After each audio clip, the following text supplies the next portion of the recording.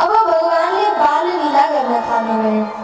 एक दिन भगवानको हृदयमा आएछ, आज म लीला गर्छु। तब माता कौशल्याले अत्यन्त सुन्दर श्रृङ्गार गरेर पालनामा कोक्रोमा भगवानलाई राखिदिनुभयो, सुताइदिनुभयो र स्वयं पाकशालामा गएर सुन्दर सुन्दर व्यञ्जन बनाउनुहुन्छ र त्यो व्यञ्जनलाई भोग लगाउनको निम्ति आफ्नो कुल देवताको भवनमा जानुहुन्छ र कुल देवतालाई भोग लगाउनुहुन्छ माता कौशल्याले। र भोग लगाइसकेपछि अब त्यो मन्दिरको पटलाई बन्द गरिदिनुहुन्छ। यहाँ एउटा कुरा के हो भने दुईवटा कुरा यस्ता छन् जो हामीले एकान्तमा गर्नुपर्छ। के हुन् त भन्दा भोजन र भजन। भजन र भोजन यी दुईवटा कुरा हामीले एकान्तमा गर्नुपर्छ। त्यसैले भगवानलाई भोग लगाउँदा पनि जब हामी घरमा भगवानलाई भोग लगाउँछौँ हामीले पट बन्द गरिदिनुपर्छ। यदि पट छैन भने पर्दा भए पनि पर्दा लगाइदिनुपर्छ भगवानलाई। किन भोजन र भजन जति एकान्तमा गर्यो त्यसले त्यति नै धेरै फल प्रदान गर्छ। आज कौशल्या माताले भगवानलाई भोग लगाउनुहुन्छ र पट बन्द गर्नुहुन्छ र गएर आफ्नो नित्य काममा व्यस्त बन्नुहुन्छ र जब त्यो भोग उठाउनको निम्ति पट खोल्नुहुन्छ भित्र के दृश्य देख्नुहुन्छ? रामजी त बसेर आज त्यो देवतालाई लगाएको भोग जो छ, देवताले लगाएको भोग त आज स्वयं रामजी बसेर खाइरहनु भएको छ। अब माता चकित पर्नुभयो। तब माता आएको थाहा पाएपछि रामजीले मातालाई हेरेर मुसुक्क मुस्कुराइदिनु भएको छ। जब यो दृश्यलाई देख्नुभयो कौशल्या माता दौडिँदै दौडिँदै दौडिँदै कक्षमा गएर हेर्नुहुन्छ त यता कोक्रोमा पनि भगवान सुतिरहनु भएको छ। उता फेरि मन्दिरमा जानुहुन्छ त्यहाँ पनि भगवान हुनुहुन्छ। दौडिँदै फेरि कोठामा आउनुहुन्छ त्यहाँ भगवान फेरि सुतिरहनु भएको छ। जता हेर्नुहुन्छ मन्दिरमा पनि भगवान, यता कोक्रोमा पनि भगवान। अब त कौशल्या मातालाई भय लाग्छ, डर लाग्छ। तब हात जोडेर भगवानको सामु बस्नुहुन्छ र अनेक प्रकारले प्रार्थना गर्न लाग्नुहुन्छ। अब भगवान श्री रामले आफ्नो मुखार वृन्दमा माता कौशल्यालाई सम्पूर्ण ब्रह्माण्डको दर्शन गराइदिनुहुन्छ। जब यो दृश्यलाई कौशल्या माताले देख्नुहुन्छ तब कौशल्या मातालाई स्मरणमा आउँछ, पहिलाको जन्ममा म शत्रुपा थिएँ र मेरा स्वामी मनुजीसँग मैले घोर तपस्या गरेर भगवानलाई पुत्र रूपमा प्राप्त गर्ने वरदान मागेको थिएँ। यो कुरा कौशल्या मातालाई याद हुन्छ। अब भगवान रामजी भगवान हुन् भन्ने ज्ञान पनि कौशल्या मातालाई हुन्छ। हिजो मैले सुनाएको थिएँ जब भगवानले वरदान माग भन्नुभएको थियो तब शत्रुपा माताले के वरदान माग्नु भएको थियो भने मलाई हजुरको स्मरण कहिले नछुटोस्, हजुर ब्रह्म हो, हजुर भगवान हो भन्ने विषयलाई म कहिले नभुलौँ भनेर माग्नु भएको थियो। त्यसैले आज भगवानले माता कौशल्यालाई स्मरण गराइदिनुहुन्छ, याद दिलाइदिनुहुन्छ। तब भगवानले भन्नुहुन्छ, माता आज जुन लीला मैले हजुरसँग गरेँ यो लीलाको विषयमा हजुरले अरू कसैलाई नबताउनु, म भगवान हो, म ब्रह्म हो भनेर अरू कसैलाई नबताउनु भन्नुहुन्छ। अनेक प्रकारले माताले स्तुति गर्नुहुन्छ र भगवानलाई लगेर फेरि पालनामा सुताइदिनुहुन्छ। यसरी अब दिनहरू बित्दै गए। भगवान बामे सर्वदै थियो, अब टुकुटुकु हिँड्ने हुनुभयो। दशरथजी र कौशल्या माताको हातलाई समातेर भगवान अब टुकुटुकु हिँड्नुहुन्छ। 2 कदम हिँड्नुहुन्छ फेरि लड्नुहुन्छ। तब जब भगवान लड्नुहुन्छ दौडिँदै गएर माताहरूले उठाउनुहुन्छ, फेरि माताहरूले समात्नुहुन्छ, त्यो हातलाई छुडाएर फेरि हिँड्न कोर्नुहुन्छ। भगवान 2 कदम हिँड्नुहुन्छ फेरि लड्नुहुन्छ।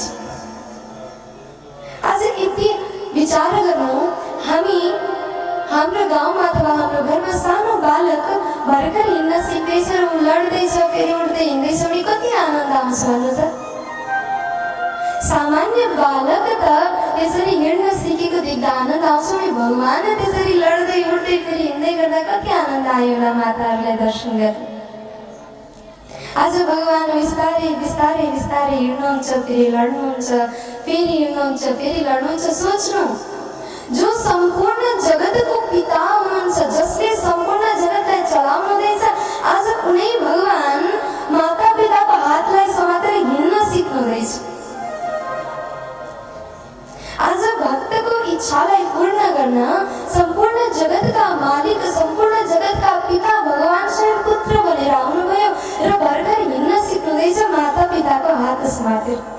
कति दयामय हुनुहुन्छ भगवान, हेर्नु त। भक्तको सम्पूर्ण इच्छालाई पूरा गर्नेवाला हुनुहुन्छ भगवान।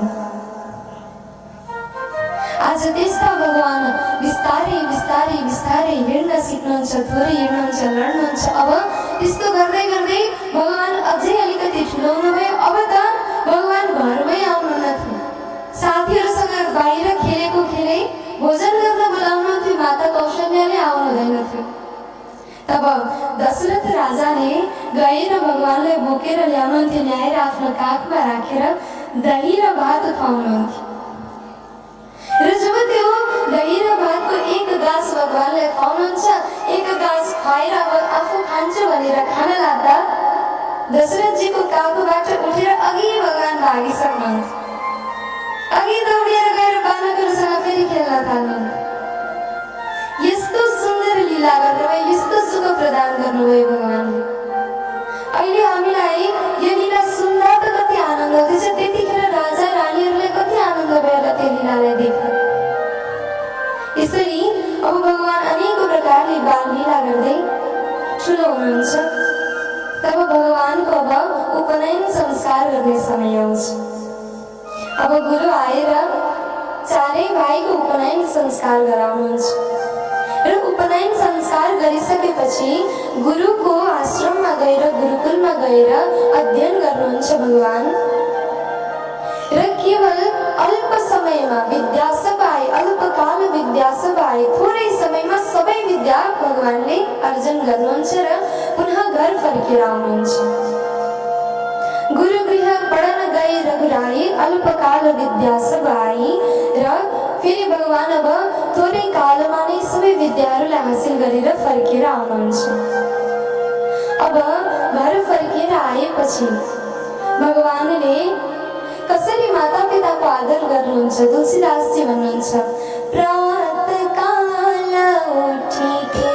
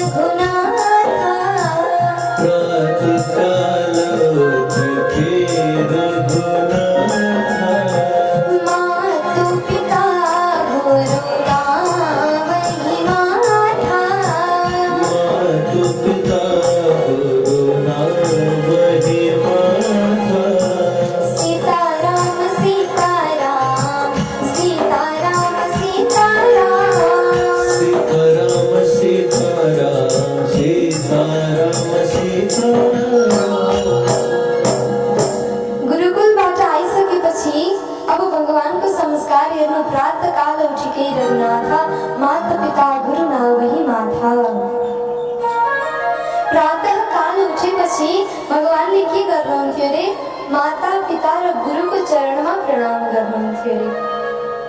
भगवानले हामीलाई संस्कार सिकाउनुहुन्छ। कृष्ण भगवानले त संस्कार कसरी मर्यादामा रहनुपर्छ केवल भन्नुभयो, तर रामजीले त गरेर देखाउनु भयो। त्यसैले रामजीको हो मर्यादा पुरुषोत्तम। यहाँ भगवान प्रातःकाल उठेर नित्य अभिवादन गर्नुहुन्थ्यो अरे माता पिता र गुरुलाई। त अभिवादन गर्नाले के हुन्छ त भन्दा अभिवादनशीलस्य नित्यः वृद्धोपसेविनः चत्वारि तस्य वर्धन्ति आयुर्विद्या यशोबलम्। अभिवादन गर्नाले चारवटा कुराको नित्य वृद्धि हुन्छ।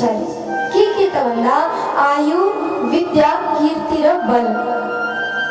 त्यसैले अभिवादन गर्नुपर्छ भनेर भगवानले यहाँ सिकाउनुहुन्छ। यसरी अनेक प्रकारले माता पिताको सत्कार गर्नुहुन्थ्यो र भगवान अब गुरुकुलबाट आइसकेपछि शिकार खेल्न जानुहुन्थ्यो अरे।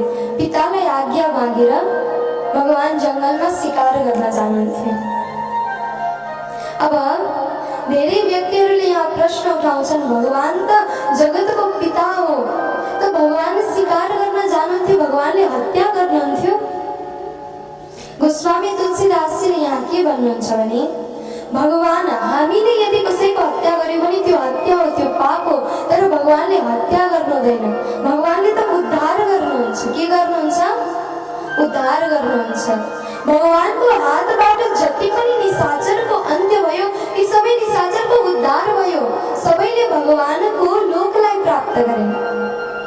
त भगवान सिकाएर खेल्न किन जानुहुन्थ्यो त भन्दा त्यस जङ्गलमा भएका पशुहरू को थिए भने निशाचरहरू थिए।